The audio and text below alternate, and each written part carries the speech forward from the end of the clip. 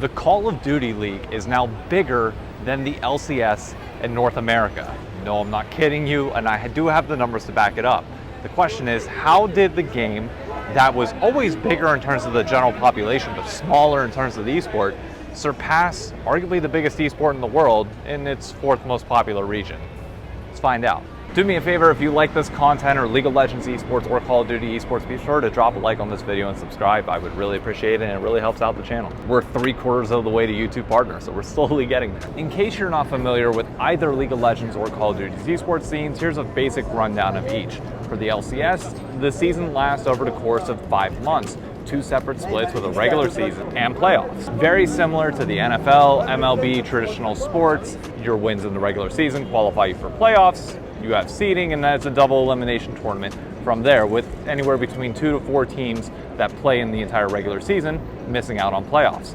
In total, there are 10 teams in the LCS, all franchised, all paid a minimum of $10 million to get into the league. And while some of the teams have changed hands, that number of 10 has been set for a long period of time. There are several co-streamers that allow you to watch League of Legends a little bit differently than just the broadcast itself. You can watch your favorite personalities and they will explain the game to you, or you can watch them for their biases or things that you enjoy. The most prominent co-streamers in North America being I Will Dominate, Sneaky and Meteos, former players for Cloud9, and LS, who is a pretty famous personality and also former coach of Cloud9 for a single split.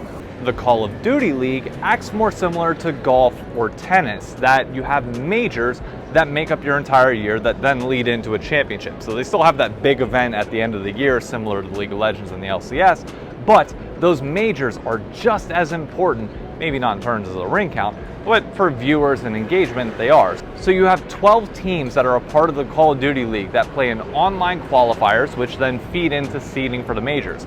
Every team in the franchise or in the league gets a spot at those majors no matter what. Even if you lose all your games in the online qualifiers, then yeah, you're still going. You're just either seated at the bottom of double elimination or lower in the upper bracket. Co-streaming also does exist for the Call of Duty League, with the 2 most prominent people doing so are Optic Gaming and Scump having their own watch party on their channel, which is primarily the focus for Optic Gaming fans, which is an important note that we'll get into in a bit. And the other is Zuma and The Flank, made up of former Call of Duty pros and personalities. Zuma is a part of FaZe Clan, who is also one of the bigger organizations within Call of Duty, and the 2 of them are the most predominant co-streams that exist in all of Call of Duty, sometimes each of them pulling in bigger viewership amounts than the actual broadcast itself.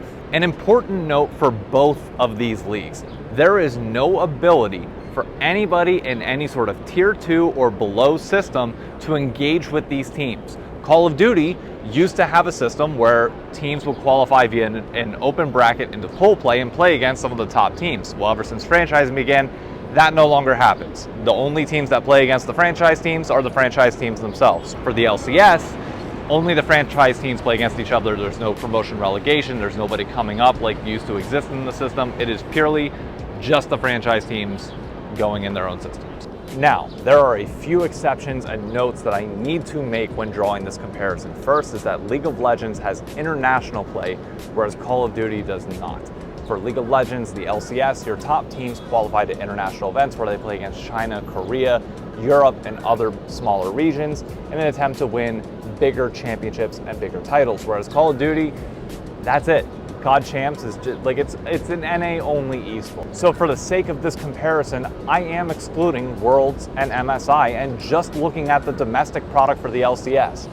If you want to include international events, obviously the LCS is going to be bigger than the Call of Duty League, but that's not what we're concerned about. I'm concerned about packing out arenas for LCS finals and our domestic events, because quite realistically, we only get international events here in North America once every 4 to 5 years.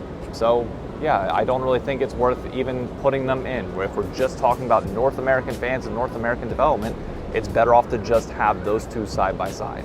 In order to try and counteract that then for Call of Duty, I did exclude Call of Duty Champs. It is the biggest event of the year. It's not always the highest viewership. It actually was less viewed than some of the majors this year due to the fact that Optic Gaming, we'll get into the green wall effect in a minute. But I only felt it was fair to exclude their biggest event if I'm excluding the 2 other events that the LCS technically has, even if we underperform every year.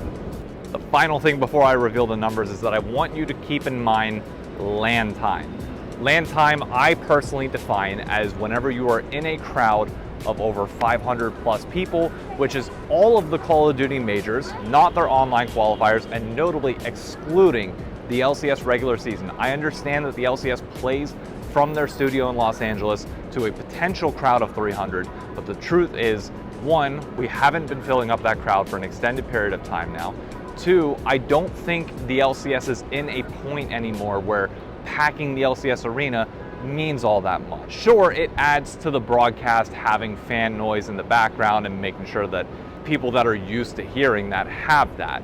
But in terms of the actual value add of people going there, it's mostly the same people and staff of teams and fans local to Los Angeles that go each and every time. It's not for those of us on the East Coast, let's be honest, it's not a value add. There's not as much of a desire to want to go to LCS out in LA as much anymore. I'm one of the biggest LCS fans in the world, and even I haven't quite frankly had the urge to lately because I'm scared of the impression that I'm gonna get.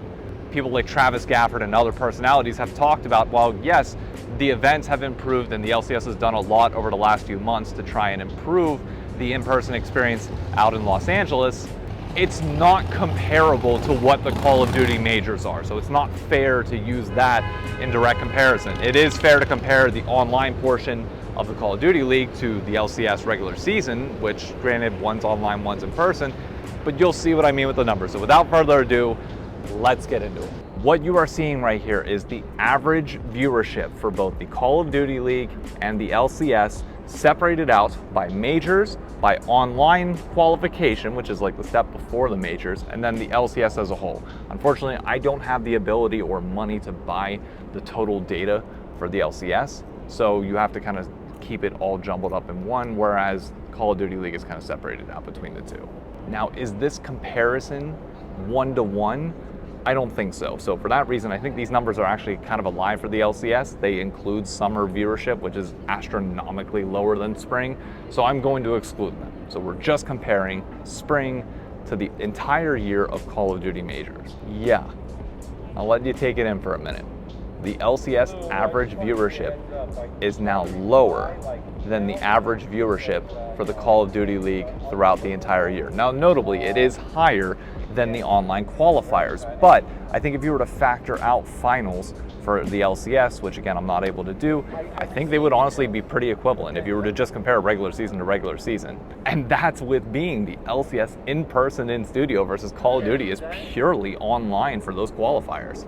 I was also surprised by the total amount of watch time that's available for Call of Duty versus the LCS. Now granted, obviously if you include international events, there's a little bit more, but given how quickly we bowed out of those tournaments, it's not all that much greater. The biggest difference though, and the stat that's not even shown here that I will add down below, is total LAN time. The amount of time that Call of Duty spends in front of tons of fans, 500 plus in arenas, in theaters, in environments like that, versus the LCS.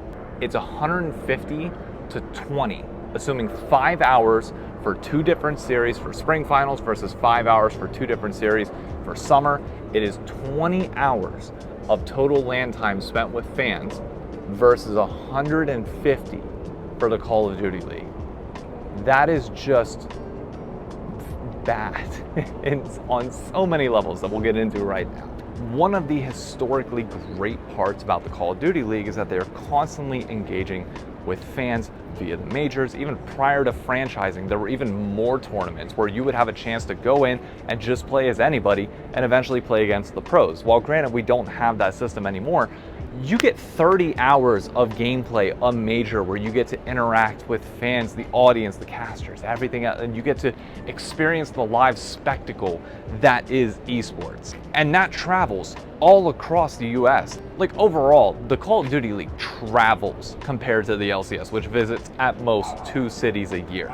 So my question is this: if online viewership for the Call of Duty League is getting just as much, if not more currently, than the LCS is getting, what function are we serving by having the LCS in Los Angeles, constantly in the studio, paying what is $50,000 a day to play the regular season? At this point, you could probably play the regular season remote, save that money, and make sure that you travel more for playoffs, or even now we're reportedly going to the LEC format, so you're going to have 3 potential road shows. Like, trying to make sure we get out even more than we currently are is just utterly important, because it's a way for the LCS and the teams to connect with the fans that, quite frankly, you can't do online anymore. At least within a game that doesn't have that hype factor. When Valorant and other games are going to take that away, you're just not going to get it.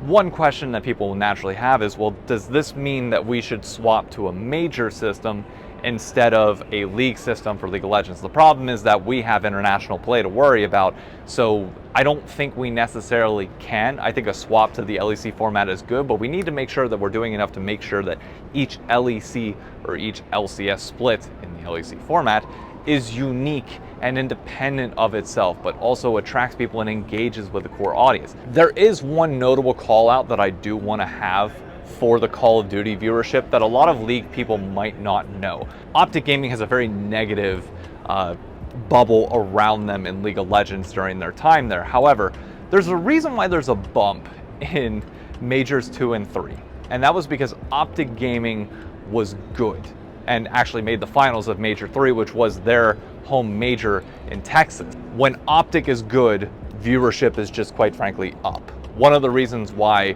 Scump's watch parties do so well consistently is that Greenwall fans just want to be with other Greenwall fans. It's called the Optic effect. It's something that League fans are familiar with in terms of TSM. TSM used to have a very similar pull to this, that anytime they played, they would do well. The difference is that when TSM started doing bad, and it was clear that management kind of gave up, which obviously is a little bit different than Optic, people just stopped watching. Whereas with Optic, even when Optic was bad, even whenever they dropped off, yes, there weren't as many people watching, but your base, your borderline of Optic fans that are still watching is just absurdly high, especially now that they have Scump to help direct the watch parties and kind of lead them through the major. As an Optic fan, they feel like they have a home place that they can belong, even if that's not on the broadcast, because believe me, if you think TSM fans have gotten bullied for some rightful reasons, some wrongful reasons, Optic Gaming fans very much get that same backlash, even more so on Twitter, where Call of Duty is just, quite frankly, bigger on Twitter than League of Legends is. The drama is just, oh. 2 other points that I want to hit on this before I turn it over to you all. It's not going to be a lot of my opinions on this, because I've made my thoughts pretty well known of what I would like. But first is the international implications of the LCS. Look, we obviously are always going to have Worlds and have MSI, so we're never getting rid of that. But we do need to find a way to be successful domestically in terms of our entertainment value and our viewership without ever relying on international results. And part of that comes with our co-streamers. When you directly compare Scump and Zuma to Dom, LS, Sneaky, Meteos, and even throwing Double Lift in there, there's a drastic difference in how these people carry their regions. Scump and Zuma are very much the face of North American Call of Duty and pretty much Call of Duty as a whole, and they clearly show that in their co-streams. They genuinely love the game, but they're also always talking positive. When you add in this international factor for the League of Legends co-streamers, there's a lot more negativity, a lot more to deal with. I don't know how you solve this other than simply like having co-streamers that, quite frankly, show that same level of energy and compassion and excitement for their region that is clearly there within the Call of Duty watch parties. And I don't know if anybody, or on our League of Legends list, can. Like, Dom and LS, while they still enjoy watching LCS games, like there's a clear understanding that like the LPL and the LCK are the better regions to watch, and it just kind of is what it is. How's it going, boss? I was told that any type of tripod. Oh, no problem. I'll go somewhere else then. That's no problem at all. Well, I don't have a permit. You can get off the tripod. That's cool. I kind of need to stand back for graphics I'm going to add into it, so I'll just go somewhere else. That's no problem at all. No problem. Thank you so much, though. The final piece of this is how amateur is treated in Call of Duty versus League of Legends.